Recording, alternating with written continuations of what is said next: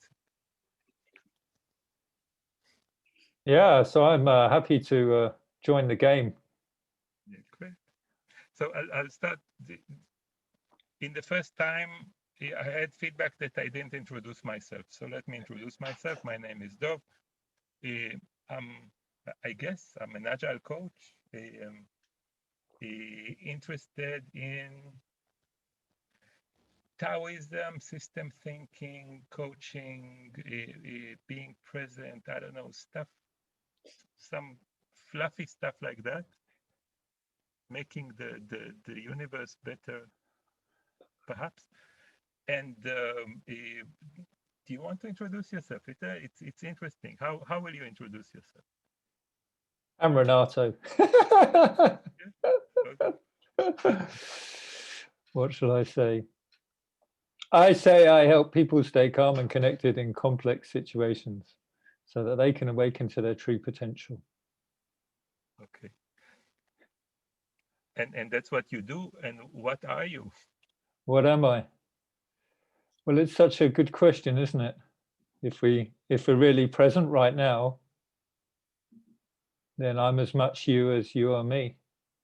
Yeah, okay. So I think that this sums up the whole conversation. Don't need any more.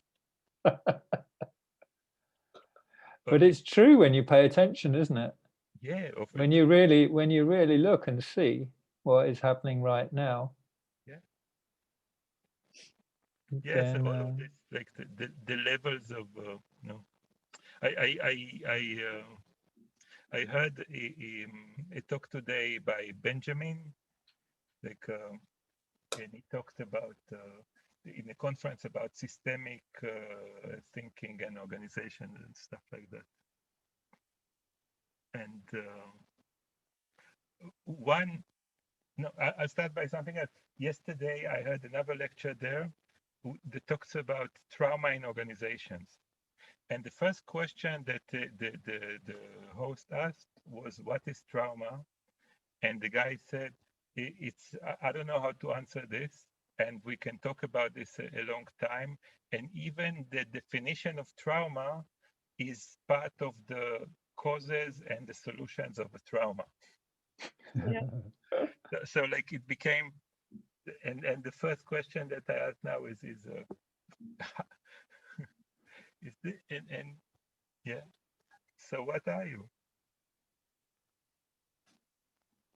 And I let people. it's like it's to get to clear of actually what level we're talking at, because a lot of the confusion usually comes at what level do you want to speak at.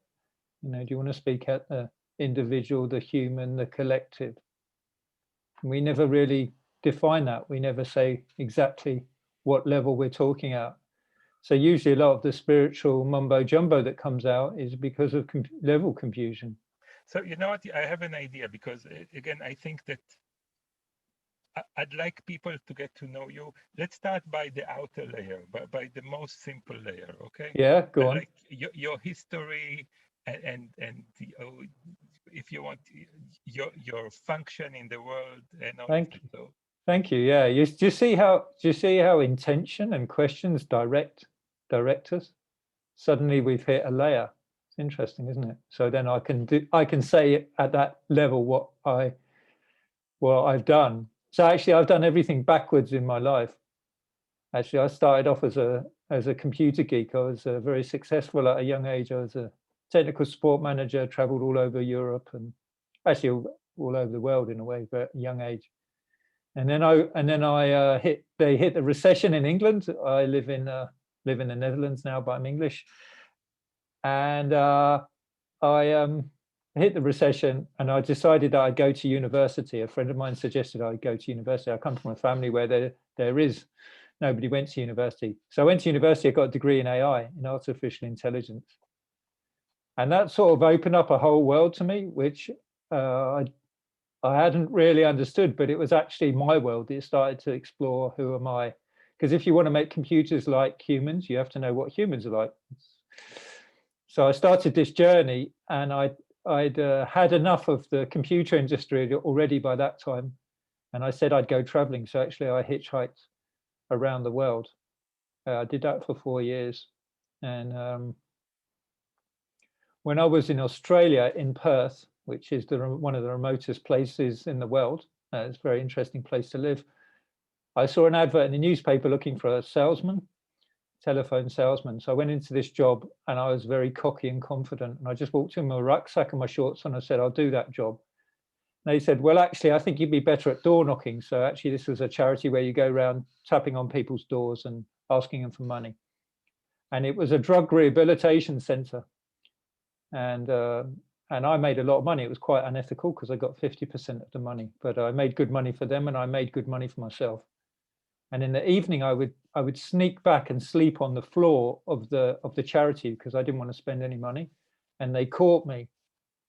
And one of the guys in the account said, "Oh, you don't need to do this. Come and sleep on my couch." So I went and slept on this guy's couch for a few weeks whilst I was saving my money. And in his bookshelf, he had a very thin book about meditation.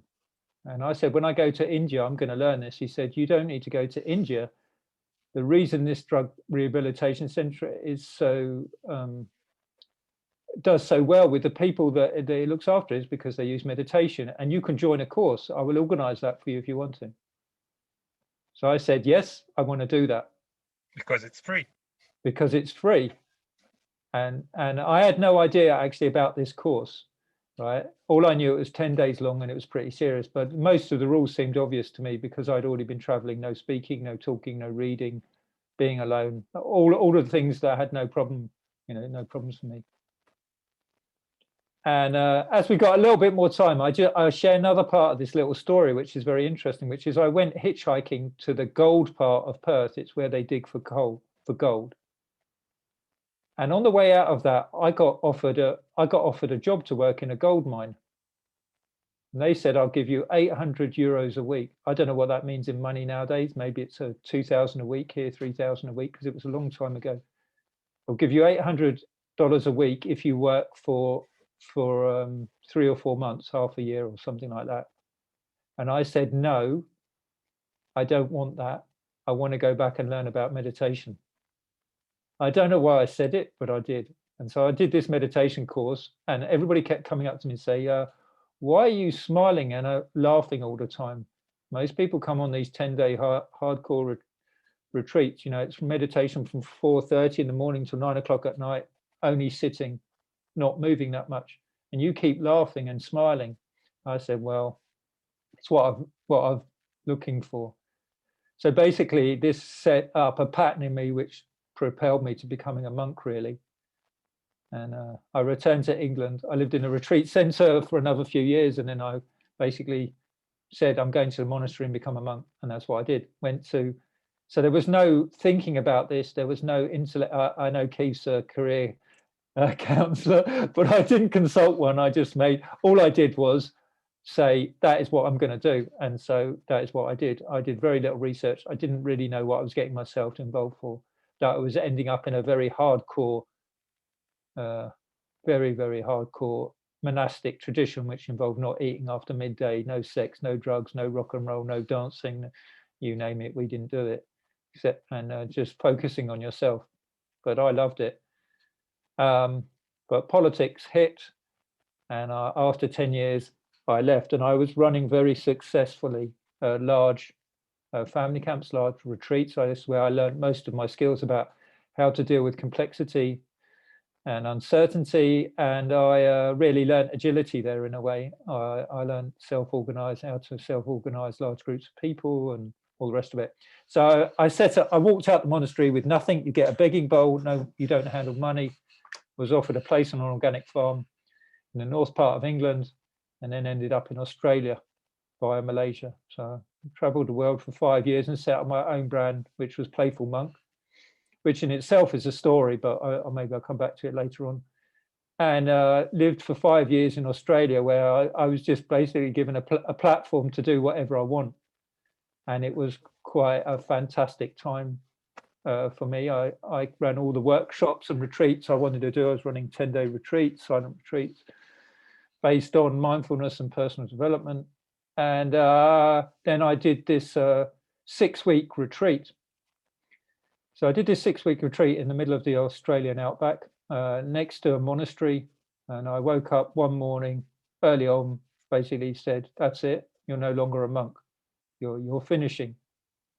So this was not a thinking process. Or I like to call these moments of clarity, absolute clarity.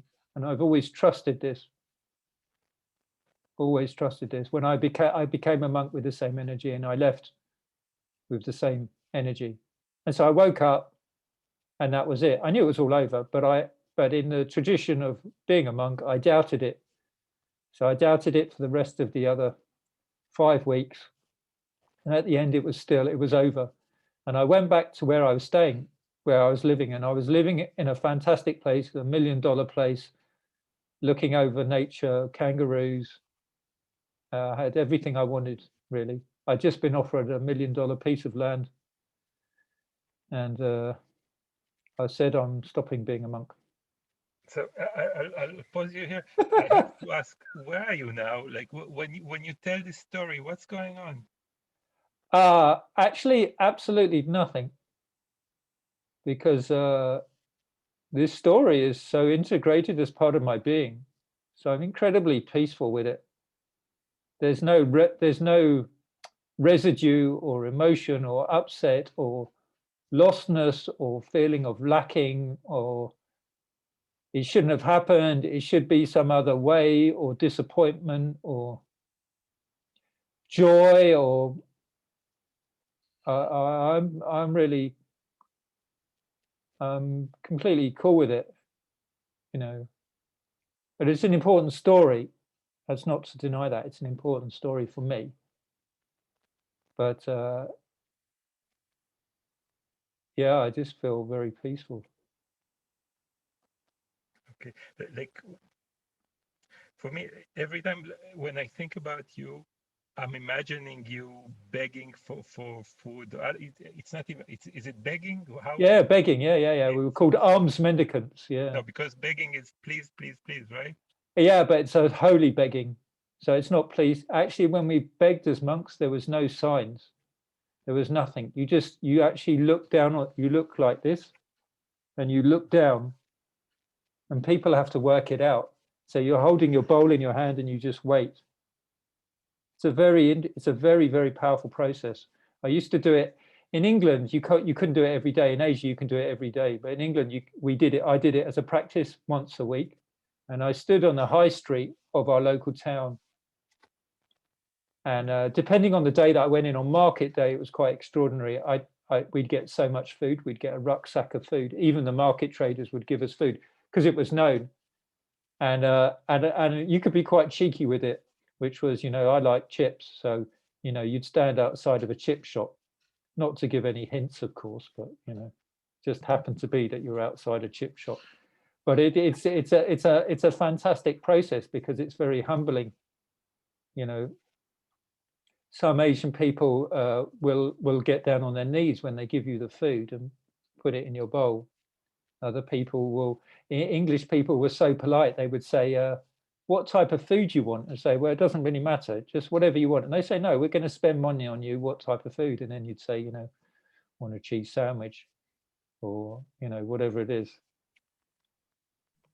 I wanted to ask a quick question. Yeah. Were you wearing clothes that indicated that you were a monk? Yes, so I was wearing the brownish, the saffron robe. So it was a Thai forest tradition. So it's so you are seen in that, and within England, of course, there's a very, very, very, very old monastic tradition. So it's hardwired in the culture. So even though people don't recognize it consciously, they're mainly hardwired for it. So yeah, it's a very interesting thing to see and to be part of. And interestingly, the only time of the year that I didn't get food was Christmas, the Saturday before Christmas, because what I watched is people going shopping like this. They actually had their shopping list in front of their hand and they never even saw me. They were that focused. So actually I went hungry on that Saturday. I remember, I think I got an orange or something. So I walked 7 miles, 3 miles backwards and there and back, no food, and no food for the rest of the day because you don't eat after midday. So quite extraordinary. And then Go on. I have to share with you a story before I forget that I think is remarkable. What's the country to the north of Thailand? Laos or Laos? Laos, Yes. yeah. So we were in Laos, and we woke up early to see all the monks. So the monks come begging for food, and there's people who prepare for this. So like there's people who already come, I guess shopkeepers, stuff like that, and they come prepared with the food to give to the monks.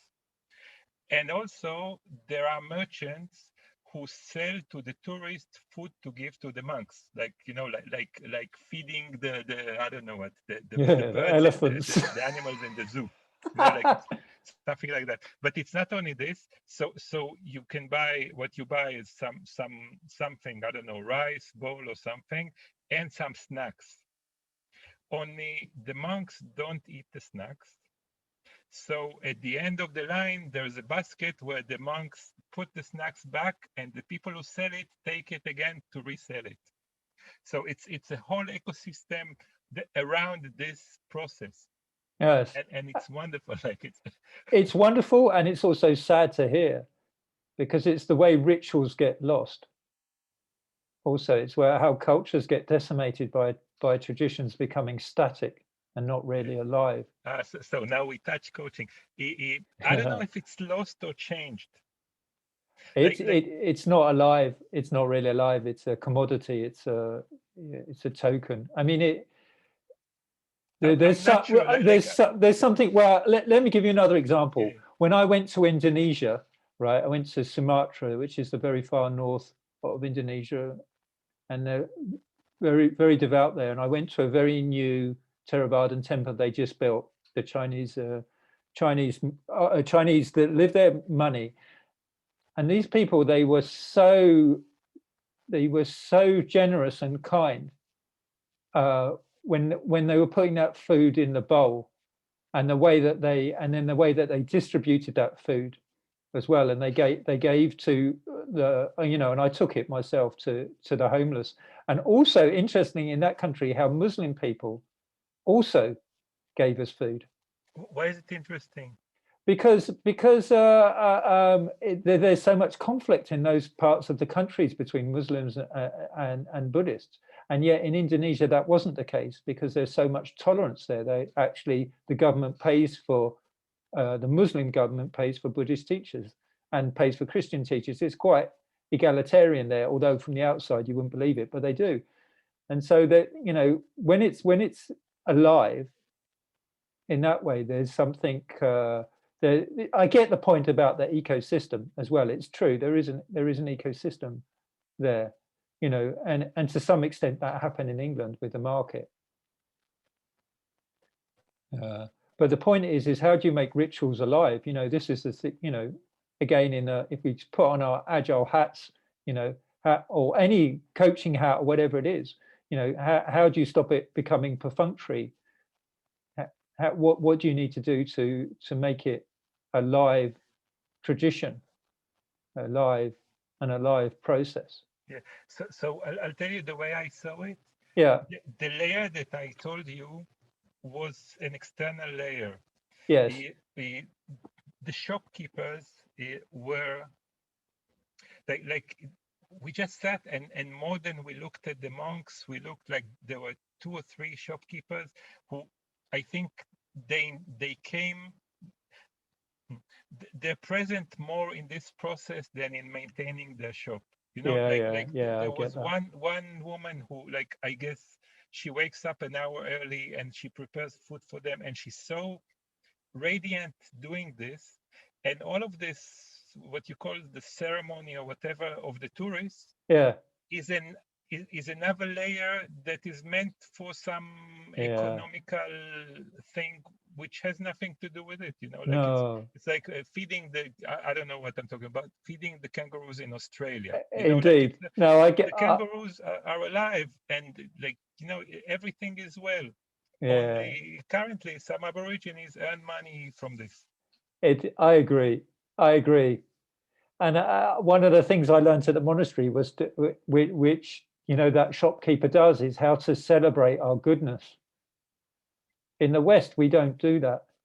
So when the monk, when you give to a monk, and you put something in the bowl, usually we just say, that's it, and then clear off, and then there's nothing. I didn't do anything. But Asian people don't do that. When they came to the monastery, they put the food in the bowl, and then they phone half of Thailand and tell their mother and anybody else that they can what a fantastic act they did. So this is not self-aggrandizement or ego. It's actually about self-worth. It's actually a technique for actually looking after yourself. Right? In the West, we don't worry about it, I just gave. But you don't actually acknowledge your gift. The whole point of the monk's begging bowl was giving and receiving. It was a reciprocal relationship. Yeah. I received, some things I received I didn't like. Actually, I was a vegetarian there. So the monks weren't vegetarian. So I went with a monk that ate meat, and then we do a deal. He'd eat the meat parts and I'd eat. But so why not? Rather than say, well, I'm not going to eat that, because the point was to receive it.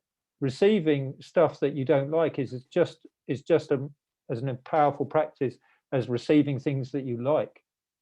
It's about the equanimity behind that to be able to do that. Yeah, and I think also behind practicing the liking as a capability, Yes. If you can't be with the one you love the one you're with, right? Yeah, exactly. Yeah, you do that very well, Dov. I love everyone, so there's no problem. You do. You do. It's a very good quality to have, to embrace life as it is. It certainly makes it a lot easier to be with life, especially during these times. Yeah. There's so many things to dislike.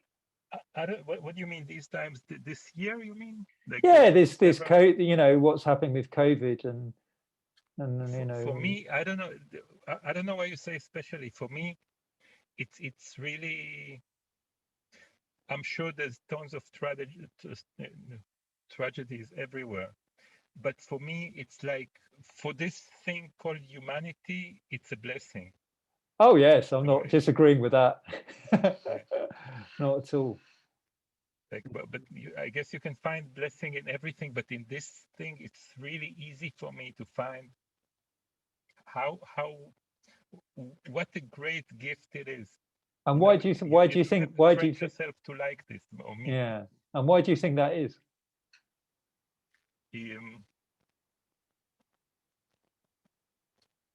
It's the growing up part, the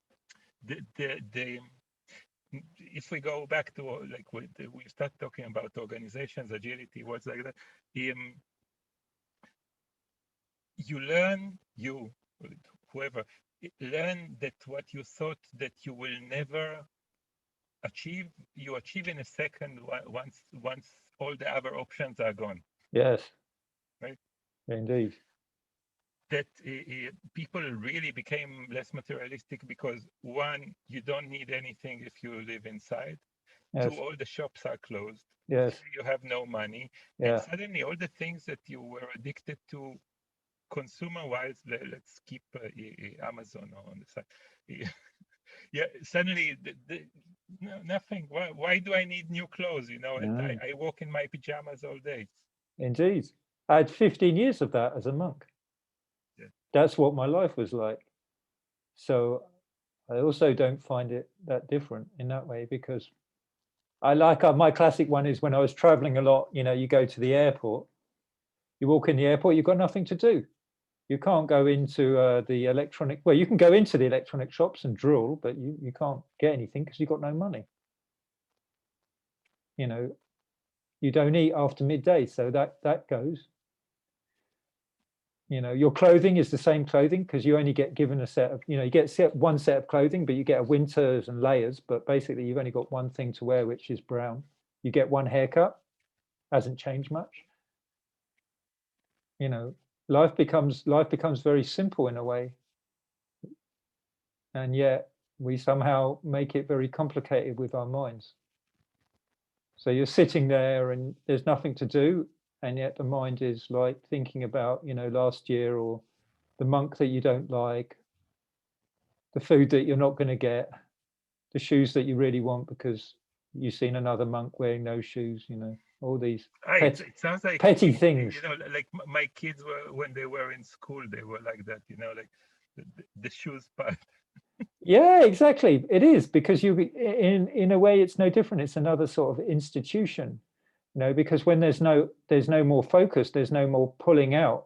Where does your attention go? It brings you bam, smack back to yourself. So that very same thought about the jealousy of the shoes is the same thing that created the problem with everybody invading the White House a few weeks ago. No separation in thought between a pair of shoes and what went on there. We'd like to make it into some big story, but it's still the same thing. The mind moved in a particular way with a particular intention about a particular belief. And if you can underpin that one, you can be a lot more peaceful. Yes, and may I? Yes, can I ask it? Yeah, I don't have my video on since I'm putting my sons in bath, but I'm listening along while doing that. Great. And I stepped in not at 7, but a bit after. So I don't know if you already answered the question, but why did you stop being a monk? Or are you still a monk? I'm not a monk, no. I've got a monk mentality. I stopped being a monk for clarity. I stopped being a monk because I trusted myself. Okay, thank you. That's all right. It's a simple answer. For a fuller answer, you will have to roll back the recording. That is the concise. It is really how I just really, this trust game. Do you mind if we jump in, Melvin, sure. Amaranatho? Go ahead. Yeah, go for it. So fascinating, and thanks for, I'm captivated by what you're telling me. And I think the thing that's coming up for me is whether you did this because you were searching for something. Yeah. And so the question I'd ask about that is, did you find it? And the second question would be that if one of the things that you were seeking was some kind of higher purpose, what is it? How about that? Great. So I guess in retrospect, I think it's fair to say a lot of people, including myself, joined the monastery for some form of safety. And if you look at my life in retrospect, you'll see, well, I was traveling around the world, no work. And so there's an element of like, what do you do next? And there was I'd already had the career in a way, so there was no appeal to that. The other thing was there was this incredibly strong calling to become a monk. I mean, there was no option. The way I often describe it is I was just picked up by my hair and said, you're going here. And I walked through the door and I said, I'm becoming a monk. And all you have to do is tell me what to do. And I knew that that's what I was going to do. And before joining the monastery, I had this view and opinion about what it might be to be a full human, to wake to who you really are, to your full potential, all this stuff.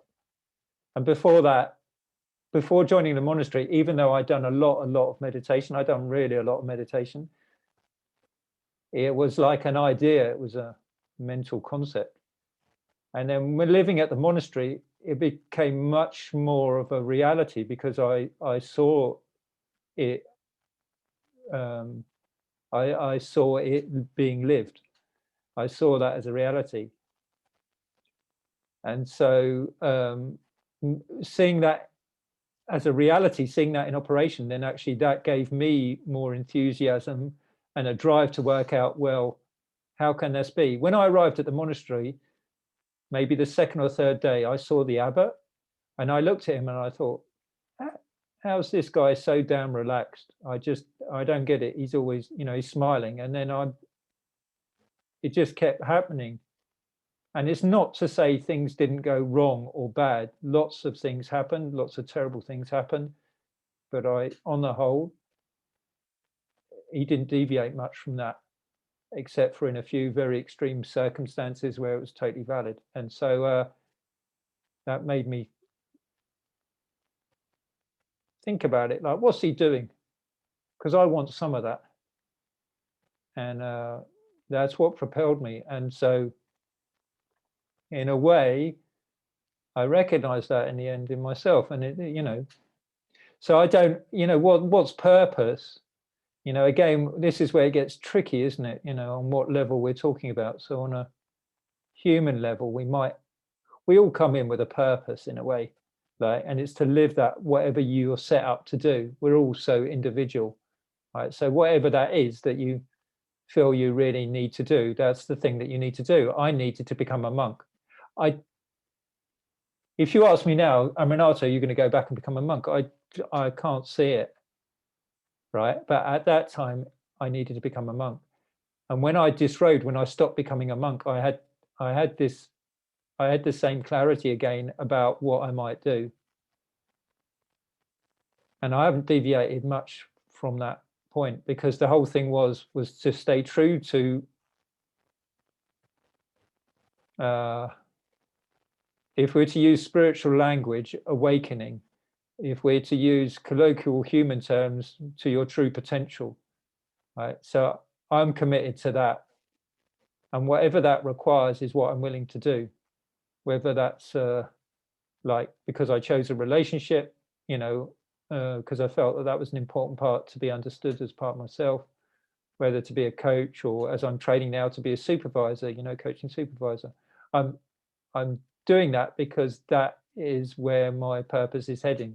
It's very strong, right? So yeah, what does that mean? It means that when you commit to something, you get a whole load of other things that you weren't expecting, nearly always. So, I committed to disrobing, and I don't know, a month later, I had to be out of Australia because I had a religious workers visa. Nobody would reinstate me, and the Australian government gives you 2 weeks to leave. Once you say that you're leaving, that's it. So that's what it was. I was on a plane home, in my civvies, and starting from scratch again. But my commitment to awakening, or the truth, or whatever you want to call it, has not deviated one bit. I'm curious about something. Yeah. Like, I'm thinking about being a Buddhist monk. Which of the two words is more important? None of them are. I'm not a committed Buddhist.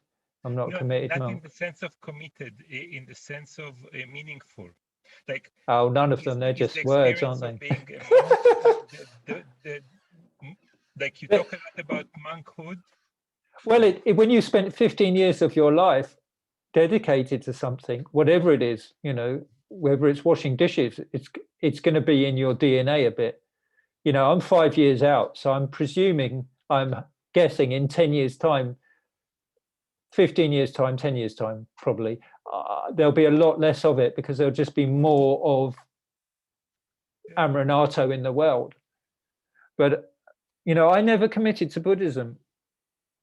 Even as a monk, I didn't do that. And I'm not sure many of the monks there did either. That wasn't the important part. Actually, nor was monk. Monk is just a vehicle. It happened to be a vehicle that seems to be very important for my life. But it's no more important than being a mother or a father or a coach or I don't know, whatever job you do, if you really commit to that. I work with tons of parents in this family camp. A lot of them were single parents, and they taught me one hell of a load of things about growing up, and what you can do in the world. I watched them support their kids to become better kids. I watched themselves become better parents. How did they do that? They did that through, in Buddhism, the word is loving kindness, unconditional love. They learned that, and that's a very, very powerful process. When you choose unconditional love, sometimes in psychology it's called positive regard, that it's a very high form of, I'll use a spiritual word, purification, because you let go of who you are. I've never had children. I learned through the children of the family camp. I learned through the people that I supported, but I see that when you really care for another, you choose them. You don't let go of yourself self-worth or self-care, but there's something very powerful happens. And that's also what happens as a monk. You give up a lot of things because you sort of sell your heart to the community and to the people that you're supporting. You're no longer an individual in that way, although I was problematic with that because I've got a pretty strong identity. Still, We have to be realistic about again, these in things. my experience with the monks that I saw, I talked to some of them, and Yeah. also I had a great conversation with the monk in Thailand, and like my impression was that they have a sense of mission for the community. So it's not it's not only that they're empty, or I don't know, empty or not empty, but the mission, like I'll say the word proud, and perhaps you'll kill me, but they're proud of the service that they provide to for like this shopkeeper that gives the Yes. the food. It gives me not only food, it gives me purpose because I serve a function in their life. Yes, I think there's a very important thing we have to slightly distinguish here, which is between cultures, between Asian culture and Western culture. Asian culture in the past, it's changed quite a lot. You know, certainly my work in Malaysia, you see it look, you know, excuse me. In Asian culture, community is number one and individuality is second. And so it's hardwired in. And Buddhism has been going so long in Thailand, you know, it's nearly genetic. If you look at the language, the things that they say, the way that they are, as they're very fluid in their body. You know, Thai people are very fluid in the body, partly to do with temperature. You know, and in the West, we've been very, very individualistic. Christian. Yes, maybe Christo Judo, yeah. And so a lot of people got involved with Buddhism because they like the individualistic part of it, but the individualistic part came from a culture of community. You see, you want to separate, so there's a lot of individualistic practices in Thai Buddhism because you want to separate from the community to understand yourself, right? But actually in the West, what we need to do is we need to have much more of the community practices. Hence why you notice it so much, Dov, because it's so lacking in our own culture. We don't have that sense of community. We don't really care about our neighbors, our friends, our shop owners. We don't have that relationship where we, at least I've not seen that, you know, where we go to our local shop and we buy our bread, we have a conversation. You know, a lot of those things have gone. To an extent. Again, to an extent. Like, you know, I think you know me well enough. What triggers me is speaking in absolute terms. So yes. I'm sorry for that I'm triggered. No, I agree. I just caught myself there as well. I agreed with that.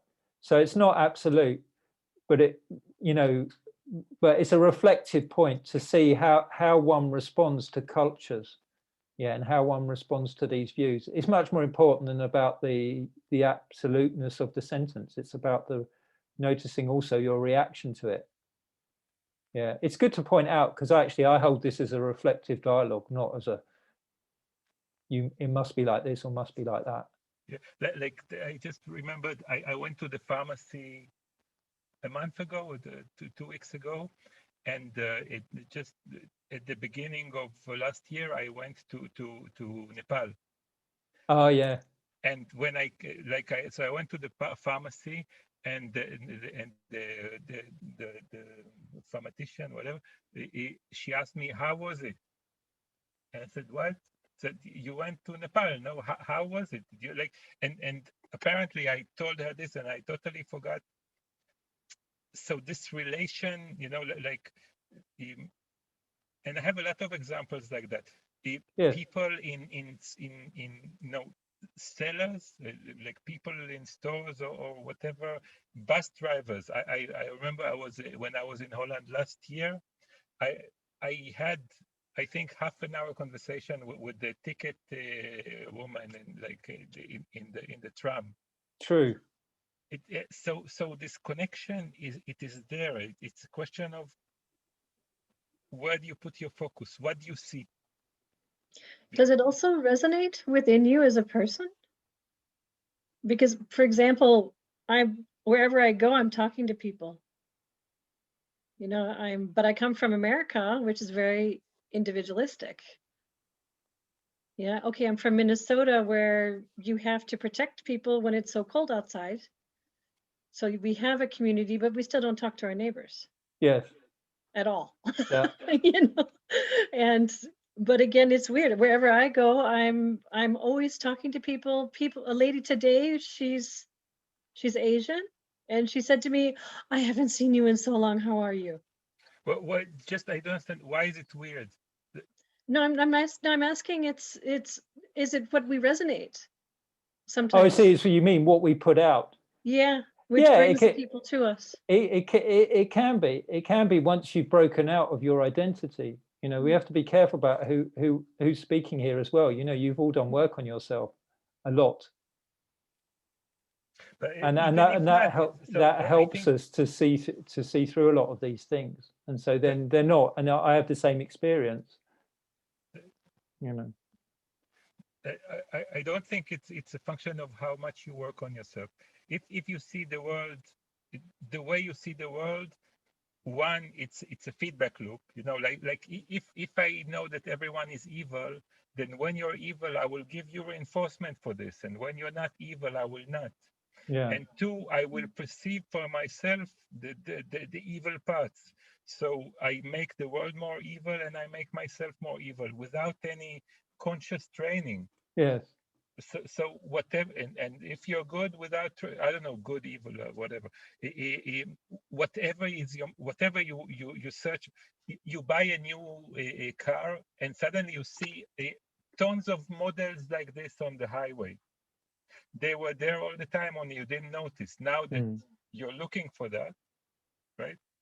And not only this, you bought this car, you will recommend it to your friends. So now there's more of that, as far as like your contribution of it. So I don't think it's a matter of you know, some spiritual training, conscious training. It's that's how it is. The consciousness is to realize that it is, and then to choose what to see. Maybe. I think it's interesting, isn't it? Just to see, like, how do we get underneath our conditioning? What is it required to actually see it more clearly? Some people have got it naturally, of course. You know, there's plenty of people that come to the monastery and think, why are you here? You don't need to be here. You already understand it. So it depends, doesn't it? Some people do and some people don't. But the important thing is are you able to have that level of freedom where the object, whatever you're seeing, it doesn't really matter anymore, where you see an unconditional side of your mind. Yeah, Okay, so that was the first layer. The first layer took us some time. It's okay. Why not? What are you doing today?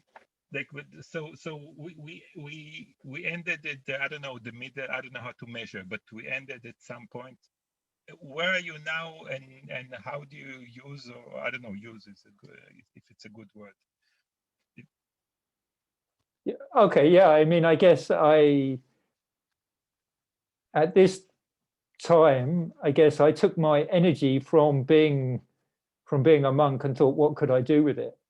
And I thought the best thing I could do with it is to serve leaders and executives, because I thought they'll have the most social impact. I'm too old to be working with lots and lots of people.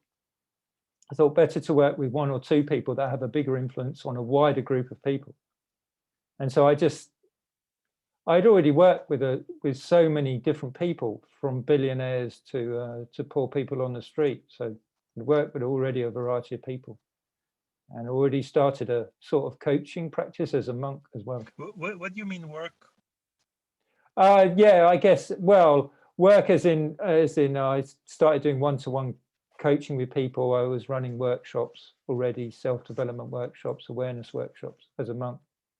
So And I'd already started working in businesses as a monk. In Australia, I was much more welcome there as a monk into mainstream life. So actually, I lived in a hospital for a week, in a ward. I lived on the ward, and I worked with all the hospital staff there. So I trained them in how to work with mental health and trauma and stress reduction and community and leadership. I ran a whole load of workshops. So I'd had all this experience. So I just thought, well, I'd take it out and just carry on. So that's what I did. I arrived in England and I just got on with it, really, even though I hadn't used money in 15 years and I didn't really know prices that well. I hadn't been to the cinema in 20, you know, I hadn't had my hair cut in 20, 15 years. I hadn't been to a hairdresser, sorry, at that point in around 15 years. I only went to a hairdresser a couple of years ago, actually, first time in 20 years. Me, I've never been in a hairdresser Yeah. in much longer time. Yeah. So, yeah, and then so I set myself up as an executive coach, and then I moved to Netherlands for love, and I started to hear this word agile and scrum.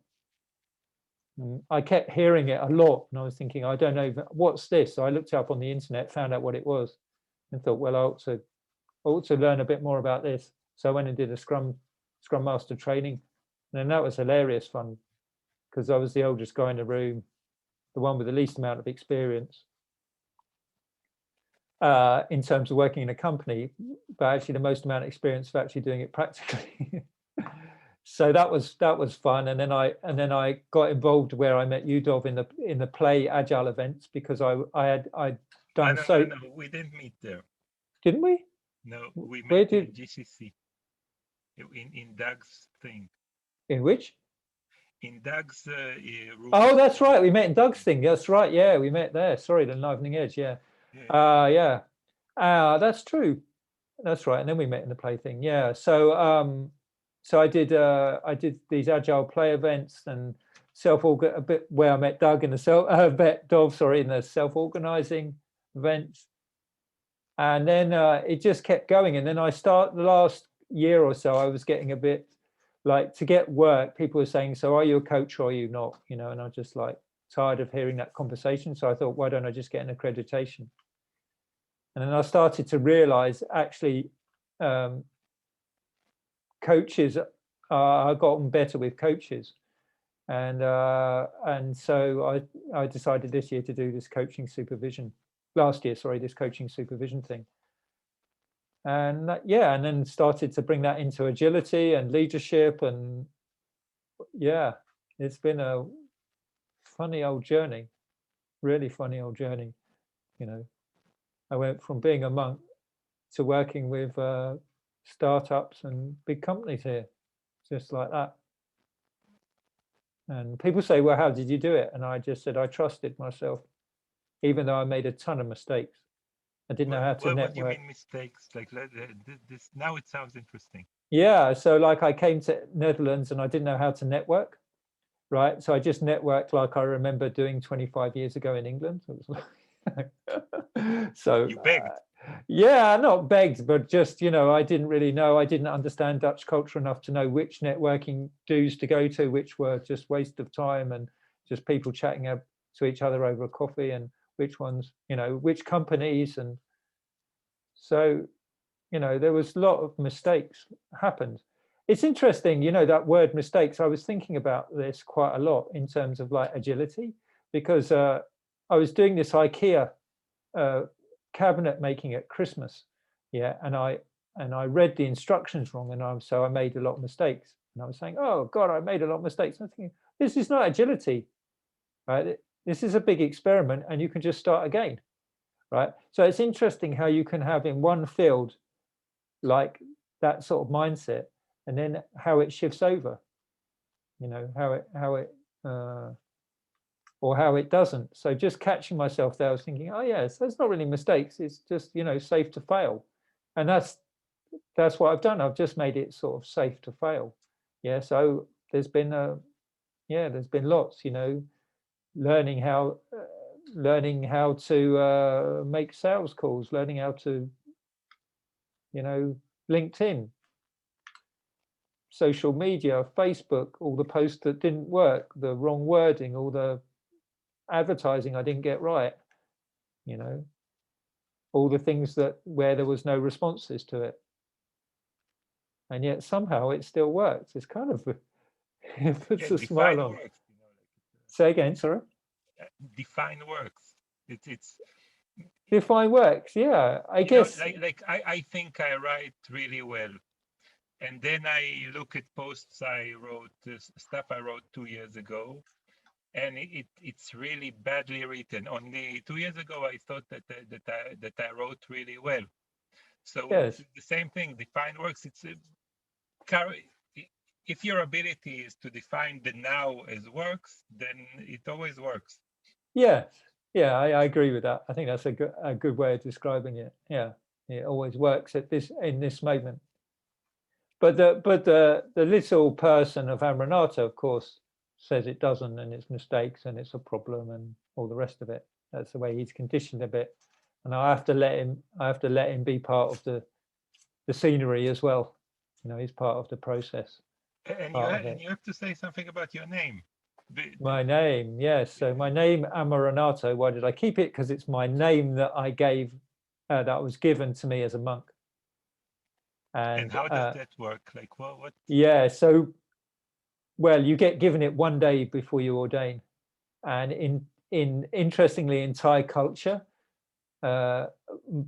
Buddhist monks' names are given by the day that you're born on. So I was born on a Sunday, and that Sunday has a letter associated with it, which is A. And then the abbot comes up with a name that's supposed to be used as a sort of reminder, a mantra. So you actually have to grow into your name. I couldn't even spell it for a few years, I think. But so the abbot gives you a letter the day before you ordain with your name on it. I mean, if you've got a really weird name, and you really feel it doesn't work in your culture, you know, like, you know, if it didn't work in another language, you can change it. But I really like my name. So so Amaranatho. So Mara, M-A-R-A, means death, and then A means absence, and Nato means refuge. So my name means refuge in the deathless. So it means refuge in what doesn't die. So what is it that doesn't die? So when people call me Amaranatho, it's my reminder about what is really important in my life. And that's in a way, that's in answer to Keith's question, that is the purpose. That is what I continually remember, Amaranatho. So it could. I have to take a break to tell you a joke just to get it out of my system. Is it okay? Of course it is. Of course. So like there's this Indian boy who comes to like an Indian, Native American Indian, who comes to his dad and says, "Dad, how do we give names in a tribe?" And the dad says, it's customary that the father gives the name as the first thing he sees when he after the child is born. So like your name, your sister is called Moonshine, and your brother is called Flying Eagle. But why do you ask that? Two dogs fucking. So that's about the name giving process. Thank you for letting me get it out of my system.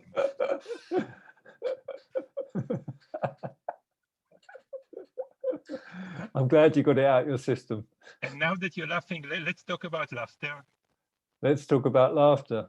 Well, Yeah. Isn't it? The whole thing is a cosmic joke, isn't it? The whole of the world is a cosmic joke. We take it so seriously. The playful monk. The playful monk, yeah. Why did it come about? It came about because I was angry when I was a monk. And a way of dealing with the anger was that I used to rap. I used to make hardcore rap, and I used to rap at interfaith gigs because they bored me so much. So to spice them up, I just rolled out a rap. At what? Interfaith, you know, these where different religions, they all talk together. They can be very boring, you know. At the same time, or one after another. Actually, I was part of a charity where it was actually quite fun. And we went around the country with supporting teenagers, but a lot of them can be quite boring. So I started rapping, and yeah, to get rid of my anger. And I was at one of these Buddhist dues and Buddhist events, and I was rapping, and a guy in a wheelchair came up to me and he said, "I really like your rap. Where can I download it off your website?" And I said, "I haven't got a website. You know, I just write it down on a piece of paper." And he said, "I'd really like to talk to you about that then, because I really want to get your rap." And so I went round his house a few weeks later, and I found out he was a top marketing person in a creative agency in London, and basically he helped me come up with Playful Monk. And then what happened was people asked me, so why were your events so successful? Why was everybody so happy and all the rest of it? Well, I don't know. And then that's how I came up with Explore, Play, Love. So that's the sort of Playful Monk approach. And so when I stopped being a monk, see, it's interesting about brands here, you know, like I decided to use mindfulness out of the box because the person that helped me design my logo said, "Oh, we better come up with a different," you know, I thought I better come up with a different name. So I did that for about a year and a half, and I never really liked it, to be honest, although it's my legal entity in the Netherlands. And then I kept going around and saying, you know, when I was a monk, I did Playful Monk, and everybody here in the Netherlands kept saying, "You're an idiot. Why aren't you using that brand?" I said, "Well, I'm not a monk anymore." And then I thought, well, I'm just hearing this too much to not follow their advice. You know, if it's not about me and it's about listening into the system, then the system is saying, go back to Playful Monk. So I went back to Playful Monk, and then that's when my business changed, because actually Playful Monk is the embodiment of what I really do, the element of play, and then the element of the monk's mindset or the agility mindset. I have to ask you something. Like I'm listening to you a lot, and frankly, there's a lot of words in my mind. Do you mind if I give you 10 minutes to play with whoever wants to play here? Yes, go on. Yeah. It's yours. Take them. To do something playful. To just to do with them whatever you want.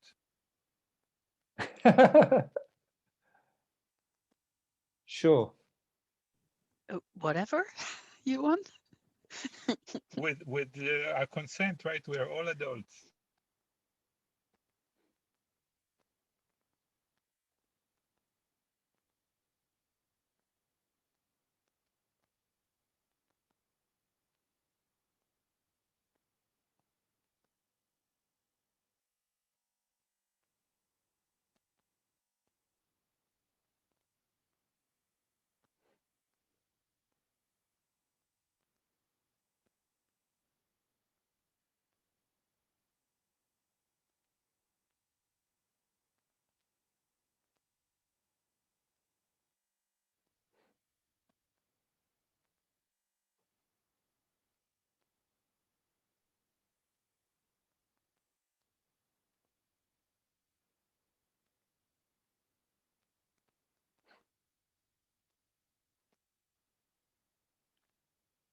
So what I'd like us to do is just share one playful thing that you've done in the last few weeks. Just popcorn style. So whoever wants to open their microphone, one playful thing that you've done. Did tango in the kitchen. Thanks, Philippa. Lovely. Sang French songs, which I don't know. Thank you. My team today, we all used the Kinder Surprise eggs. I don't know if you know them. No, but what's this is that? chocolate egg with a surprise inside. Really small toy. I think it's from German, the brand. It's Oh yeah, oh yeah, Kinder, yes. Kinder, yeah, Yeah. surprise eggs. Yeah. Oh, lovely. Thank you. And we used the play thing that was in the middle as a metaphor to explain something about yourself. So it was fun to do. Oh, thank you.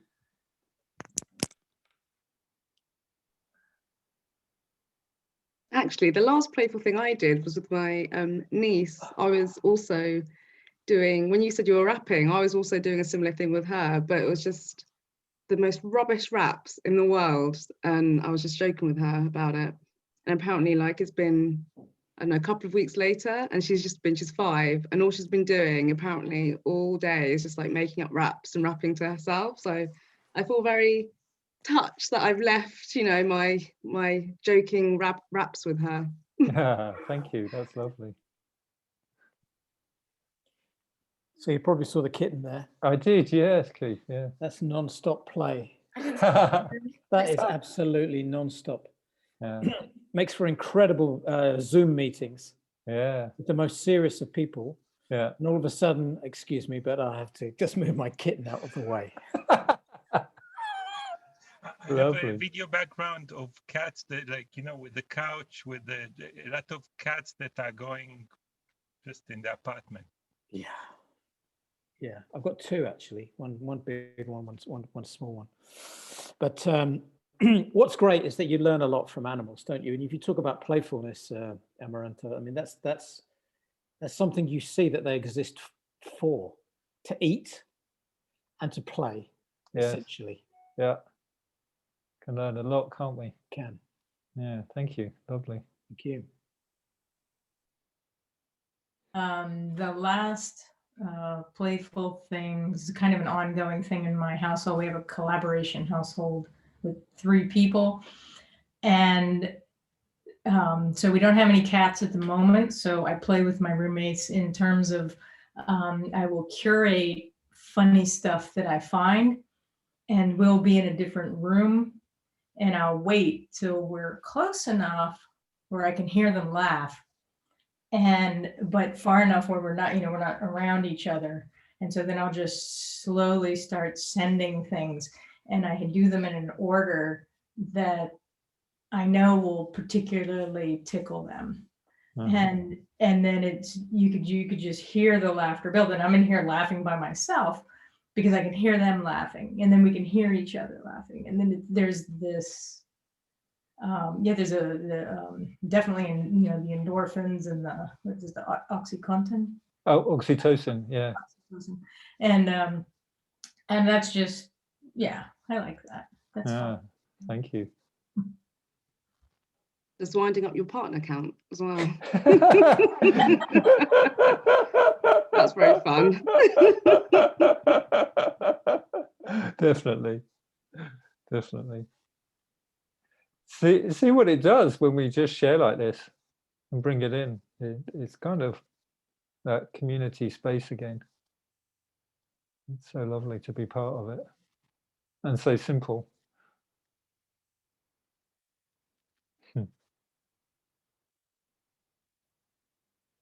We so rarely spend time actually looking at one another in these types of sessions, like on just a human level of who we are.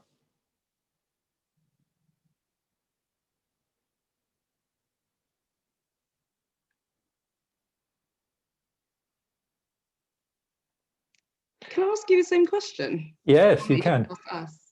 About being playful, yeah, good thing, good. Thank you for asking. Yeah, I was just thinking. So I was, my nephew's in Spain, and it was his birthday on Saturday, and so we had a sort of playful Zoom call where he was showing us. He was given a kitchen, a market stall, something like that. And he showed us all around there, and he had a little till and everything, and he was really happy with that. And he was showing us his other gifts. They made a rocket, and he was showing me some games on the iPad we was playing, so tipping it up. So I had about half an hour of that. I just had sent him a children's book, and he was reading a bit of that as well. So it's so nice to be around that type of childlike energy, and how to bring that into our daily lives as well. So and it's one of the things I've learned also in supervision again. of bringing that back in also with in group coaching, like we did a number of playful exercises, which is great, really. Photographs and art, nature. You know, there's many different ways of being playful. Sometimes playful seen as like, well, we, you know, serious, there's people that do serious play, we know about all of this, but you know, there's so much to learn through play. You know, so much to learn. When I used to coach basketball, like with younger boys, 11, 12-year-olds, and I would have a drill where they had to shoot as most creatively as absolutely possible. Yeah. So they were running around doing just really weird, crazy stuff. They were all laughing, and the energy was great. And then they would actually then work after. Yeah, exactly. Yeah. The other one that's also nice is sort of like dancing. I was thinking the other one, just spontaneous dancing. That's another creative way. Yeah. So, like, for me, the playful thing that I did today, for example, I do it now a lot because I started a new work, is pretend that we're not in Zoom. Like, I'm thirsty. Would you like to join me for a coffee break? So, like, I want to talk with someone, but I refuse to put it on the agenda. I say, when you're thirsty, ping me and we'll take a coffee break. Or like someone else, let's do lunch sometime. You know, like it's break the formality that comes from this, you know, organizational habits, whatever, just for the fun of it, you know, just yeah, you're very good with that stuff, Dov. Yeah. I'm wondering, one thing that I thought about playfulness, but it's still your time, so manage me as you wish, is there was a caricature that I shared with someone 2 days ago, of two kids in a really messy room, you know, like they broke stuff, they wrote on the wall, whatever, and the parents come and the boy says, "This is not who we are." Like this is, and so an exchange I had with someone, she said, "This is really cute with children, and it's not, and I hate it when it's with adults." And I was thinking, why the difference? Like, why do we see stuff cute in kids and like playful in kids, and when adults do the same, suddenly the playfulness is gone. We treat it as serious. Yeah, serious.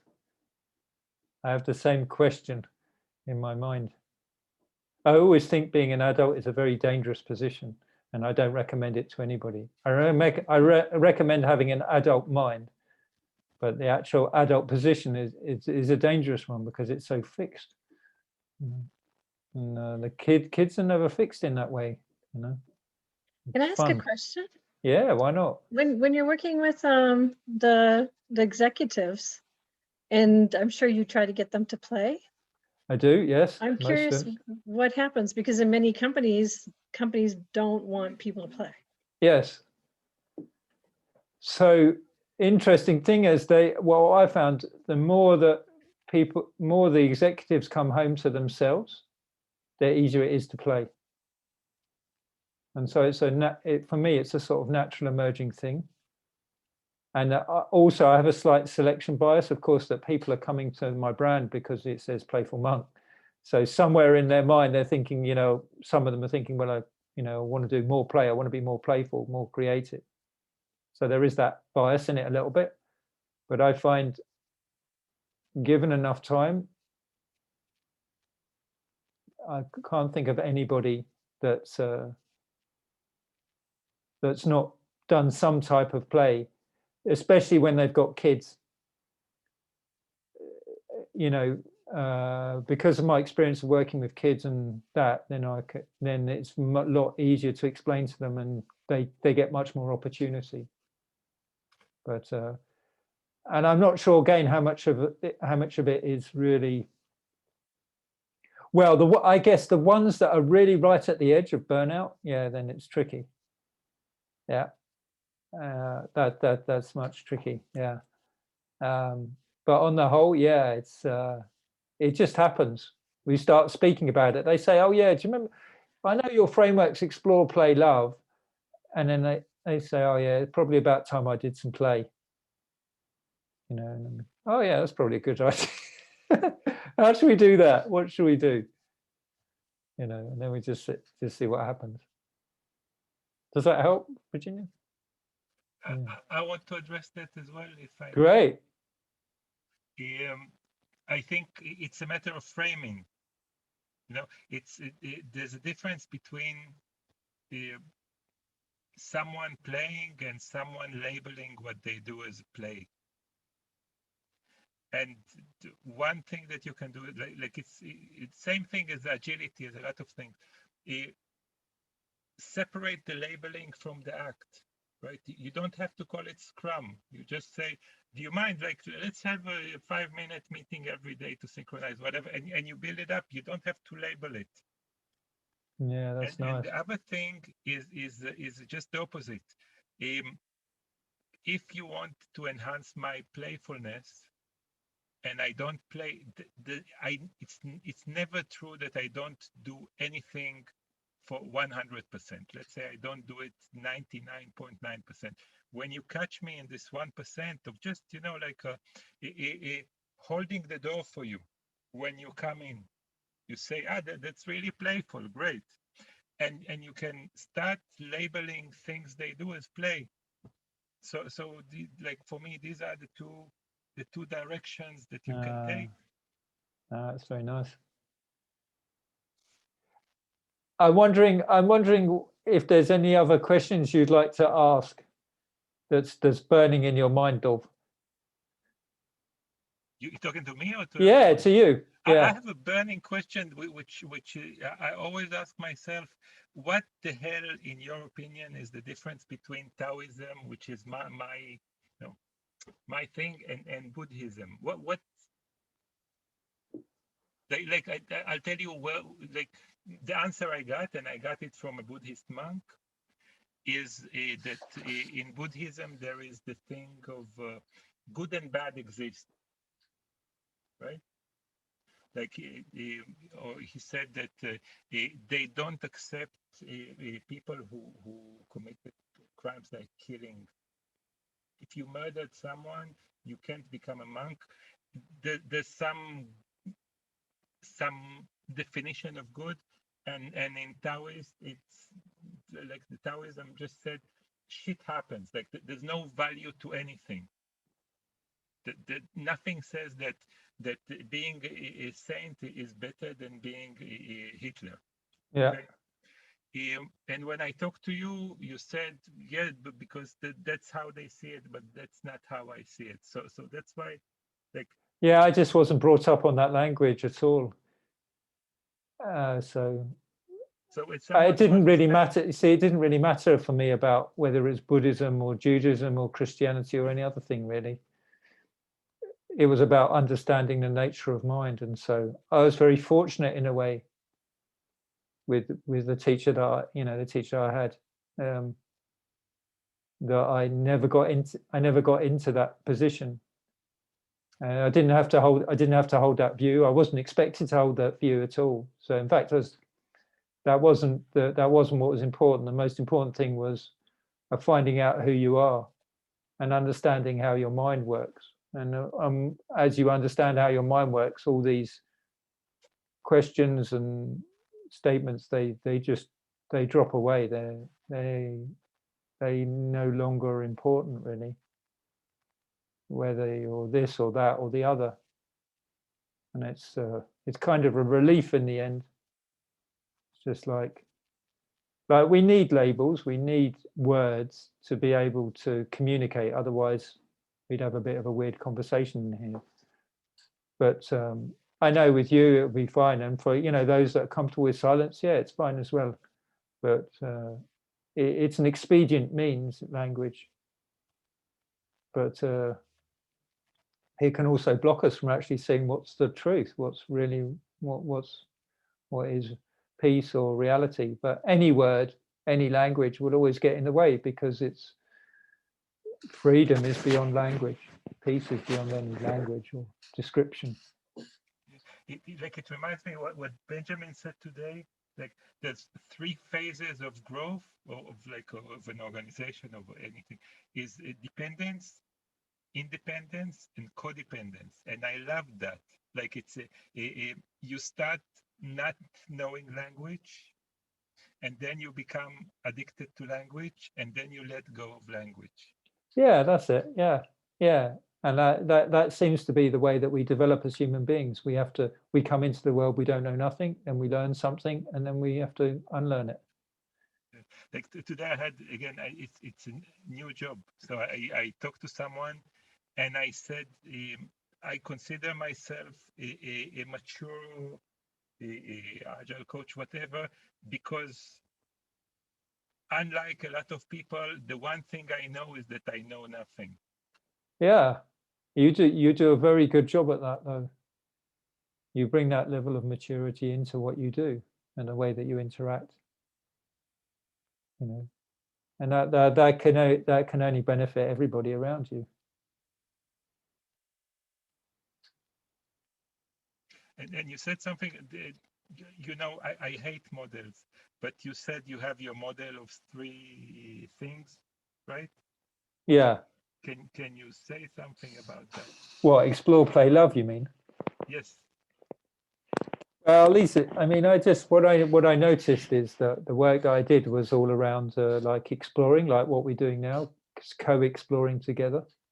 That there's always a relationship involved. It's never one person or one-sided. It's always together. So first thing is to explore, you know, together what the boundaries and commitments and contracts that are needed to do that, you know, the level of safety. And then the next one is play.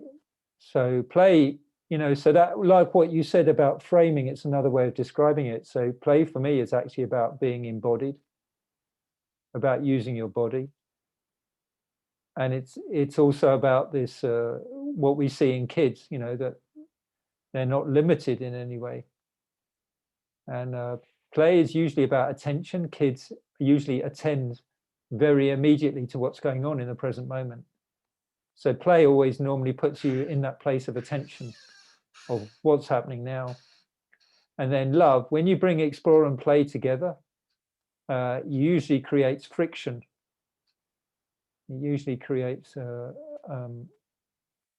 starts to get underneath your ego. And if you're going to do that, if you're going to really explore in that way, then you need love, you need self-kindness. And love is about connection, about vulnerability, as Brené Brown would say. And the more that you see explore, play, love, then you get to recognition of presence, which is your ability to be with any situation as it is. That you can, and you can test it out. You know, I've tested it out, and it's still working. With all the different conditions I've tried it out, its presence is there. And presence really develops for me this connection to yourself, your inner connection, and then that breeds the outer connection. You want impact, it happens through inner connection to yourself. So you can think, well, these are 5 stages and you should do them A, B, C and all the blah, blah, but they're just facets. They're just a sort of guidance for me when people want to know, well, what do you do, Amaranatho? This is some of the things that I bring into it, really. That's the playful monk approach. People want assurance of models and all the rest of it. But actually in coaching, there's this coaching maturity model, and the highest form is called systemic eclectic, which is basically that you go beyond models and processes, and you just have this ability to be with whatever's going on because you've assimilated enough of the models to understand it. A bit like your coaching maturity job, it's a similar thing. I didn't ever know it. One thing that triggers me a lot is this model stage. So I don't know maturity or not, but like, yeah, of course. So, you know, I'm doing a coaching qualification which requires me to say I understand models. So I can either fight against it and say, oh, I don't want to do that, or that's what it is to get a coaching qualification. So I just get on and do it. And also understanding the model, it is frustrating, you know, I'm sure. But it's how you use it, isn't it? It's just like the language that you said, how do you reframe it?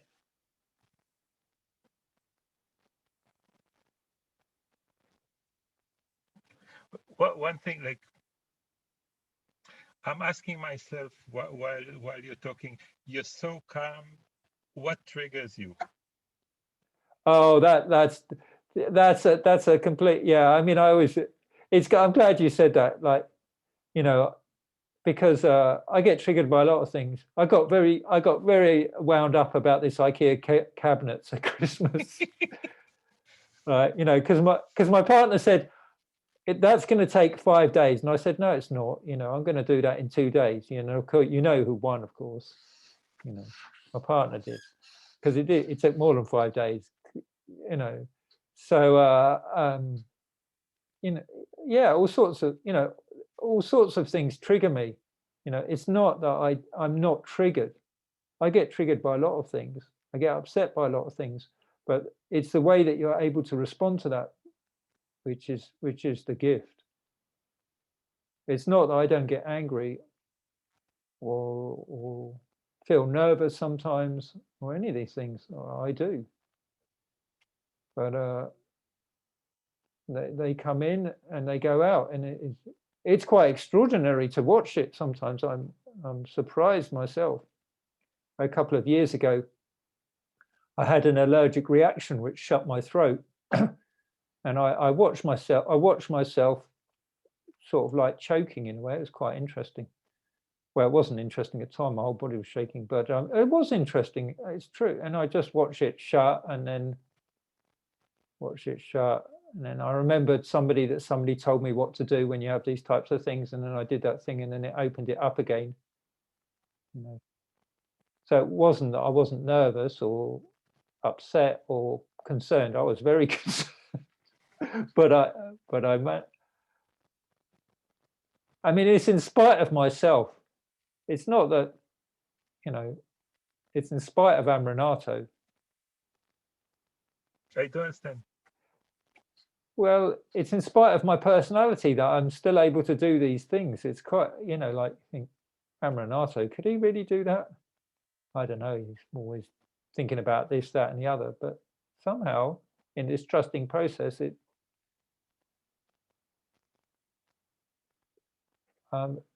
happens, and I can't even take credit for it, really, in a way, because it's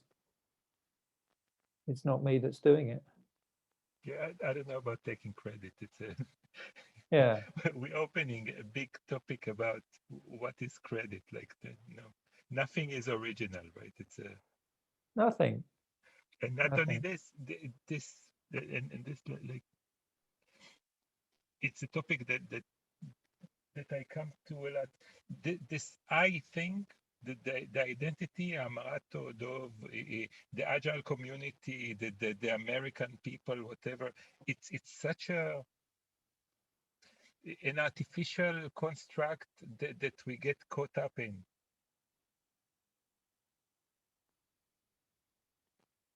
Well, it's interesting because what I hear going through my mind is again, we can get into absolutes level, we can get into absolutes here. And the only thing the way that I see it is just to not mix the levels up and just be clear at what level you're speaking on. So if you're speaking on the human level, then there's going to be bumps. There's going to be boxes. And just to respect that on the individual level, that's how we are, and we see things in different ways and all the rest of it. And that's okay. That's okay. And yeah, it's all right. It's whether you can respect other people and love them still as they are. I think like as change agents, whatever that is, the real, like, I don't know, the transformation happens in this dance between layers, like it's like a Zen koan, if you want, like That's it. the confusion of I say, who are you, and you show me a picture, and I say, are you your picture, and you say, no, I'm the universe, and I say, so what's this picture? So it's like I get you zigzagging between these different That's layers. it. Exactly, that's it. And that's called play for me. And the ability to be able to hold that paradox and be with that is where transformation can take place. And you're good at that. If you wouldn't say you're good at it, I would say it's a perfect way to end this conversation. Great. But now I don't want to end it here. So anyone has any questions? Do you want to say something? I don't know what.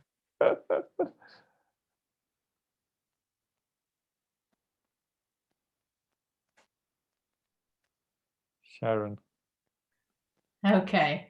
If this is actually a Tim Ferriss question, and I like it. If somebody gave you the space of a billboard in like the middle of a town, let's say middle of New York, someplace very busy, what would you want to put on the billboard? Wake up. Nice. Yeah. Well, why not behind you? Yeah. Yeah, we better wrap it up. On the ceiling above your bed. Yeah. Yeah.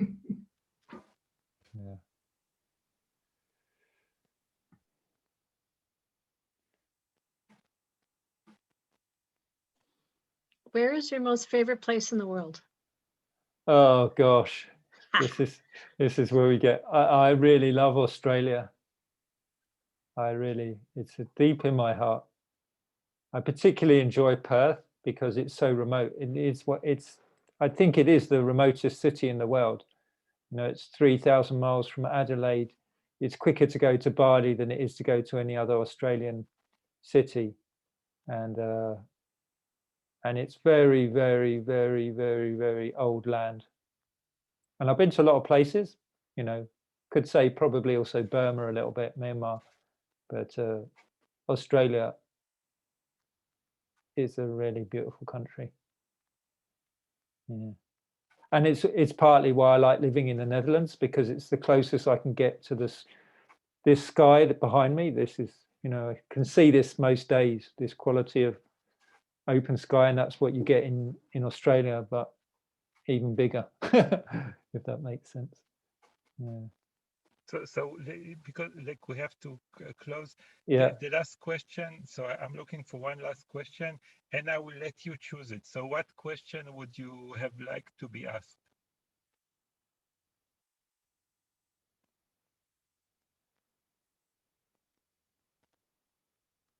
You see, I don't have one, because I think the silence is more important than the question.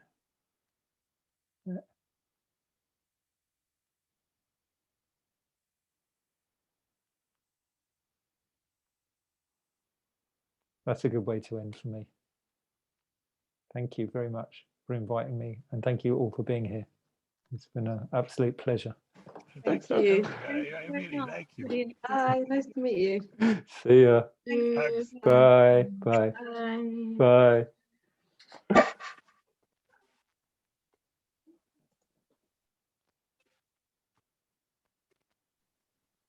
Bye. Bye. See you, Linda. Thank you. Was able to put my camera on in the end. We saw that. Thanks. Okay. See ya. See ya. Bye. Bye. So I'll stop the recording.